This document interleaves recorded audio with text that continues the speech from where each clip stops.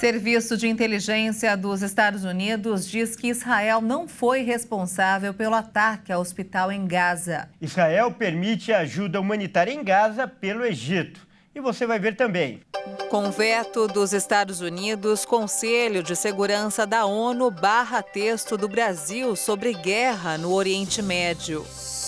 Mais de 1.100 brasileiros que estavam em Israel e Gaza já voltaram para o Brasil. 150 ainda aguardam para serem repatriados. CPMI do 8 de janeiro aprova relatório que pede indiciamento do ex-presidente Jair Bolsonaro e generais. Craque Neymar rompe o ligamento e deve ficar sem jogar por pelo menos 6 meses. Agora, no Jornal das 18h30.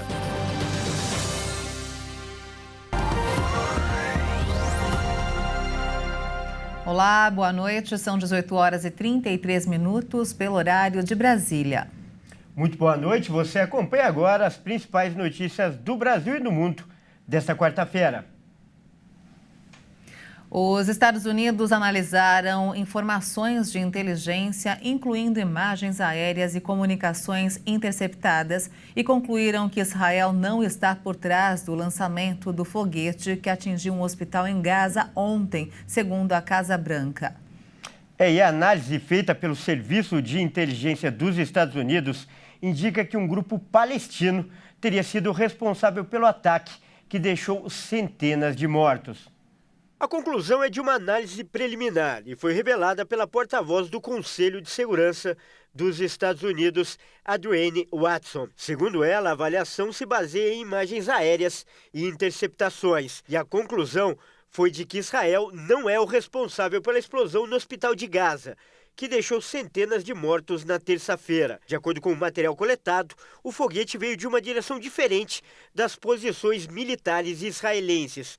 Portanto, teria sido disparado por um grupo palestino. O relatório foi levado ao presidente Joe Biden.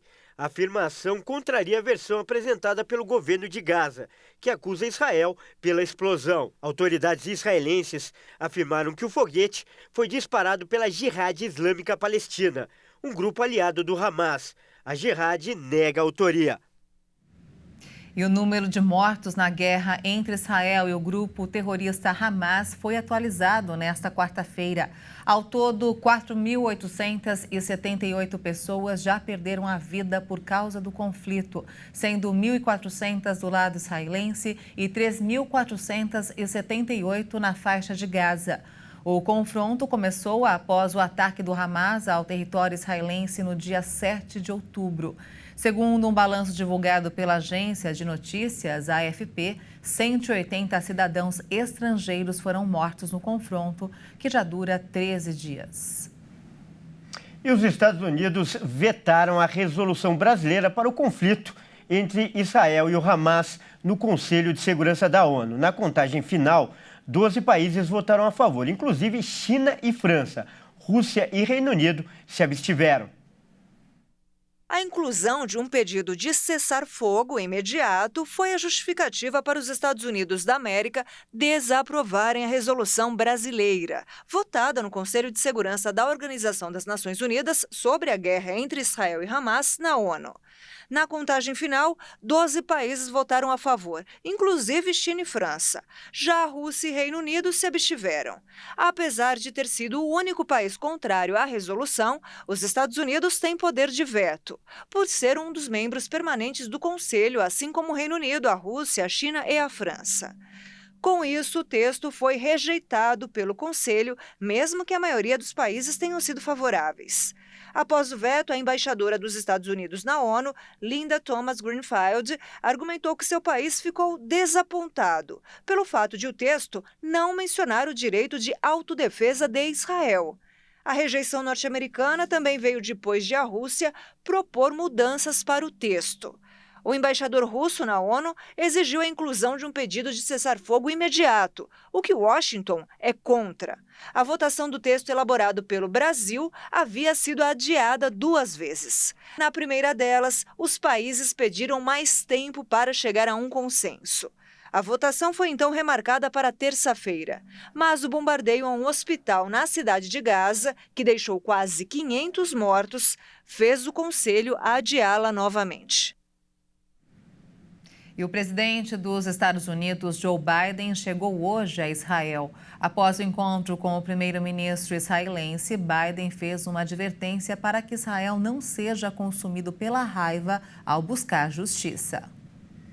E disse que o governo israelense concordou com o envio de ajuda humanitária a Gaza. Israel concordou que a assistência humanitária pode começar a ser transferida do Egito para Gaza.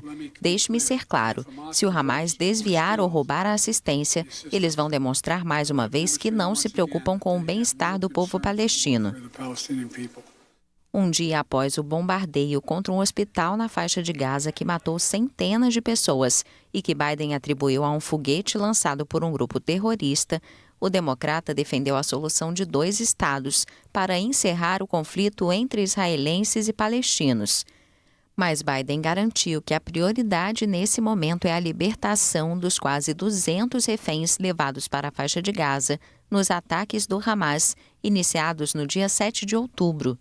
Não posso falar publicamente todos os detalhes, mas garanto a vocês, para mim, como presidente americano, não há prioridade maior do que a libertação e o retorno seguro de todos esses reféns. Biden ainda afirmou que vai pedir ao Congresso uma ajuda sem precedentes para a defesa de Israel. Joe Biden chegou ao país nesta quarta-feira para demonstrar o claro apoio dos Estados Unidos. O presidente do Irã, Ebrahim Raisi, acusou os Estados Unidos de cumplicidade nos crimes de Israel. E logo após a declaração do presidente dos Estados Unidos, o governo de Israel autorizou a entrada de ajuda humanitária a Gaza. A região enfrenta um cerco militar desde o início do confronto. O fornecimento de água e alimentos foi cortado. A entrada da ajuda humanitária a Gaza será feita pelo Egito. O governo de Israel confirmou que vai permitir o fornecimento dos suprimentos.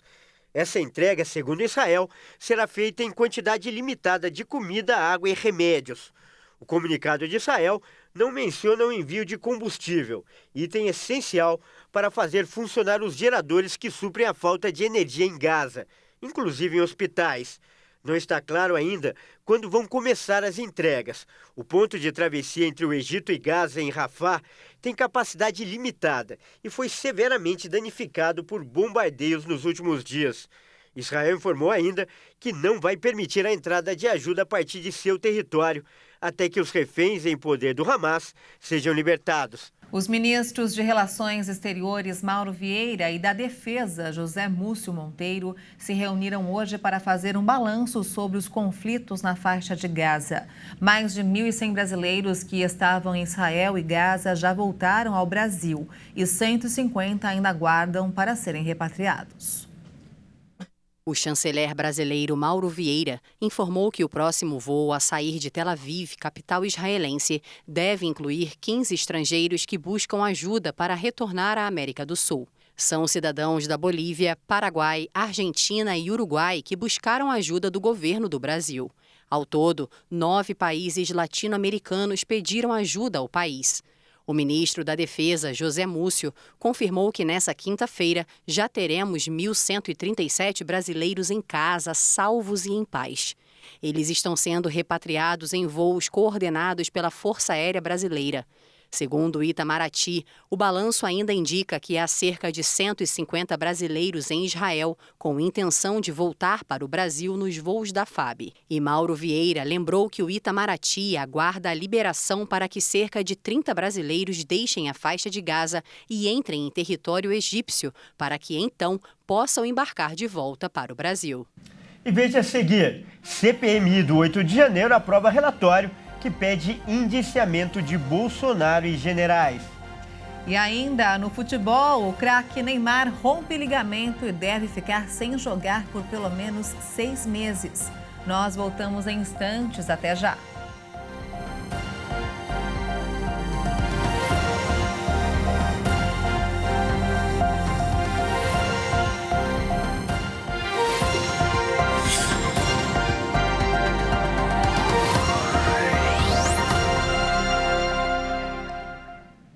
Nós estamos de volta às 18 horas e 44 minutos pelo horário de Brasília.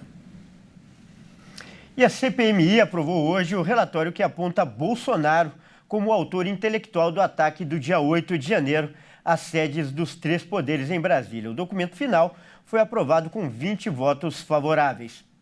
O colegiado debateu e aprovou por 20 votos a favor, 11 contra e uma abstenção o documento final apresentado na terça-feira pela senadora Elisiane Gama, do PSD, sugerindo o indiciamento de 61 pessoas, entre eles o ex-presidente Jair Bolsonaro, Mauro Cid, Anderson Torres e mais 58 indivíduos.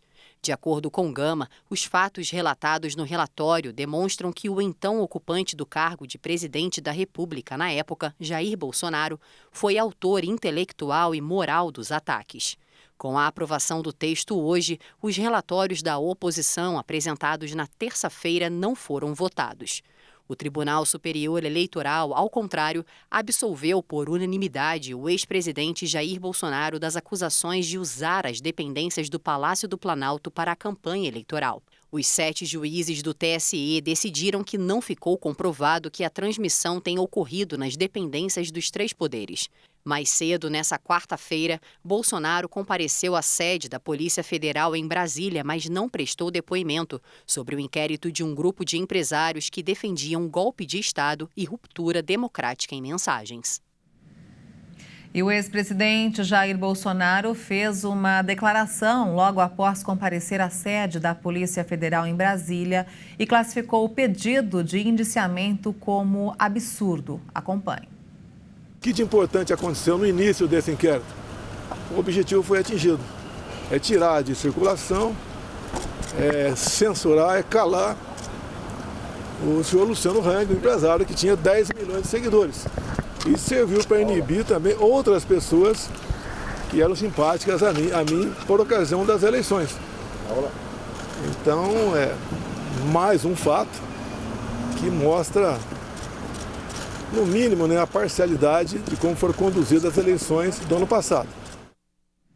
Olha só, a partir de amanhã, dia 19, mais de 21 milhões de famílias de todo o Brasil vão começar a receber o Bolsa Família referente ao mês de outubro. E a novidade é que o benefício terá o valor adicional de R$ 50 para quem tem crianças entre 0 e 6 meses de idade. Ao todo, 287 mil crianças serão atendidas pelo benefício em outubro, em 283 mil famílias. O chamado benefício variável familiar Nutris corresponde a 6 parcelas de R$ 50 para garantir a alimentação da criança em fase de amamentação. O investimento direto é de quase 14 milhões de reais. Já o número de famílias assistidas pelo programa foi o mesmo do mês passado, 21 milhões e 47 mil. O cronograma de repasses é escalonado e tem por base o final do número de identificação social de cada integrante. Os pagamentos seguem até o dia 31 de outubro. Os moradores do Rio Grande do Sul, Santa Catarina e Amazonas, afetados pelas chuvas extratropicais e pela seca, respectivamente, já recebem o pagamento nessa quarta-feira, independentemente do NIS. Desde que o programa foi relançado em março de 2023, o novo Bolsa Família ampliou o investimento focado em crianças e adolescentes. O preço médio da gasolina nos postos brasileiros voltou a ficar abaixo dos R$ 6 o litro em outubro. E a gasolina ultrapassou a marca pela primeira vez no ano em setembro, em meio a um avanço da competitividade do etanol hidratado. Entre os dias 1º e 18 de outubro, o preço médio nacional do litro da gasolina foi comercializado a R$ 5,96, com recuo de 0,67% ante setembro. O levantamento foi feito com base em mais de 20 mil postos de combustíveis. O preço médio do etanol hidratado, por sua vez, recuou 0,53% na mesma comparação, para R$ 3,76 o litro, mesma média registrada em agosto. Se comparado à gasolina, o etanol foi considerado mais vantajoso para abastecimento em 17 estados, entre eles Bahia, Distrito Federal, Espírito Santo, Minas Gerais, Rio de Janeiro e São Paulo. E vamos agora ao mercado financeiro. O dólar fechou em alta nesta quarta-feira em meio às crescentes tensões no Oriente Médio com a guerra entre Israel e o Hamas. Já o Ibovespa, o principal índice acionário da Bolsa de Valores brasileira, a B3, fechou em queda firme, apesar da valorização de empresas exportadoras de petróleo. O relatório do Federal Reserve, o Banco Central americano, apresentou poucas mudanças em relação ao processo de desinflação e aumento do emprego na economia do país. Ao final da sessão, a moeda norte-americana subiu 0,37% e encerrou o dia cotada a R$ 5,05 na venda. E as vendas no comércio recuaram após 2 meses seguidos de alta. Segundo o IBGE, a queda no volume de vendas em agosto mantém cenário de estabilidade do setor. Após ter crescido por 2 meses seguidos, o volume de vendas do comércio caiu 0,2% em agosto. De acordo com o IBGE, a variação é identificada como estabilidade. Neste ano, os resultados foram de 4 meses de estabilidade e 3 de volatilidade baixa. Essa primeira variação negativa desde maio também representa uma alta de 2,3% na comparação com o mesmo período do ano passado. No indicador dos últimos 12 meses, o crescimento foi de 1,7%. No acumulado do ano até agosto, foram 4 taxas negativas para os itens pesquisados. Outros artigos de uso pessoal e doméstico, livros, jornais, revistas e papelaria, móveis e eletrodomésticos e tecidos, vestuário e calçados. No campo positivo aparecem outros 4 segmentos: hiper, supermercados, produtos alimentícios, bebidas, combustíveis e lubrificantes, equipamentos de materiais para escritório, informática e comunicação e artigos farmacêuticos, médicos, ortopédicos e de perfumaria. Vamos agora direto ao Rio de Janeiro com mais informações de hoje com o repórter Anderson Nascimento. Muito boa noite, Anderson. Boa noite, Anderson. Muito boa noite, Kleber e Maria Alice. Olha, vamos começar com uma notícia sobre saúde. Pontos de vacinação foram abertos na cidade do Rio para reforçar as campanhas. Quase todos os cariocas já tomaram pelo menos uma dose da vacina contra a Covid-19, mas apenas 37% da população tomaram a vacina bivalente. A vacina contra a influenza também tem dados preocupantes. Menos da metade do público-alvo já se vacinou. Hoje, aqui no Rio, a vacina com o pior desempenho é contra o HPV. A campanha tem como alvo crianças entre 9 e 14 anos e apenas 36% delas estão imunizadas. A vacina está disponível em todas as unidades de saúde e previne contra vários tipos de câncer, principalmente contra o câncer de colo do útero. A Prefeitura abriu novos pontos de vacinação, como na estação Cinelândia do metrô e a criação de uma loja dedicada à imunização em um shopping em Campo Grande, na Zona Oeste. E a Prefeitura do Rio decreta que imóveis que apresentarem sinais de abandono, mau estado de conservação e dívidas de IPTU dentro de um período de até 5 anos podem ficar sob posse da Prefeitura por até 3 anos. No decreto, diz que o proprietário será notificado e poderá contestar a decisão, tendo um prazo de 180 dias para apresentar uma defesa com plano de recuperação do local ou, se for o caso, a quitação das dívidas. Até o momento, a Prefeitura conseguiu identificar 158 imóveis nessas condições. Caso os proprietários não demonstrarem interesse dentro do prazo estabelecido, a Prefeitura poderá entrar com o processo de desapropriação do imóvel. Essas são as notícias do Rio. Eu volto amanhã com mais informações para você. Até lá. Muito obrigado, Anderson, e até amanhã. Obrigada, Anderson, pelas informações e até amanhã. E olha só, agora é hora de falar de futebol com Leonardo Félix. Isso mesmo, e o comentário de hoje não é muito animador. Afinal, a seleção brasileira decepcionou ontem e perdeu para o Uruguai pelas eliminatórias da Copa do Mundo. Não é mesmo, Léo? Boa noite. Boa noite, Léo. Boa noite, Maria Alice, Kleber. Boa noite a todos que assistem ao Jornal das 18h30. A atuação da seleção brasileira nesta terça-feira contra o Uruguai no estádio Centenário Montevidéu foi caótica, uma verdadeira bagunça, sem qualquer organização tática ou brilho coletivo e individual. A derrota por 2-0 colocou o Brasil em terceiro lugar nas eliminatórias sul-americanas para a Copa do Mundo e quebrou a invencibilidade de 37 partidas que durava desde outubro de 2015 contra o Chile. E não se pode apontar apenas um culpado pelo fracasso. A leitura que o técnico Fernando Diniz fez do jogo deixou a desejar, mantendo em campo um meio de campo estéril, sem movimentação, quando tinha no banco soluções como o Rafael Veiga e o Gerson. A posse de bola de 69% foi totalmente inútil, já que em mais de 90 minutos o Brasil finalizou apenas 2 vezes. Marquinhos e Casemiro tiveram atuações para se esquecer e Rodrigo e Vinícius Júnior pouco produziram. E para piorar, a grave lesão de Neymar só trouxe mais preocupação para o torcedor. O caminho para a Copa de 2026 é longo e há tempo suficiente para a recuperação. Mas é preciso ficar alerta em busca de boas atuações. E aqui no país, o Campeonato Brasileiro retorna com 6 jogos da 27ª rodada. Às 7 da noite, Grêmio e Atlético Paranaense em Porto Alegre. No Couto Pereira, Coritiba e Cuiabá, às 8. No mesmo horário, América Mineiro e Botafogo, no Independência. Às 9h30 da noite, tem Vasco e Fortaleza em São Januário. Também às 9h30, Goiás e São Paulo na Serrinha. E Bahia Internacional na Fonte Nova, no mesmo horário. O complemento da rodada será na quinta-feira, com mais 4 partidas. É isso aí, eu fico por aqui. Boa noite a todos. É com vocês, Kleber e Maria Alice. Muito obrigada, Léo, pelas informações do futebol.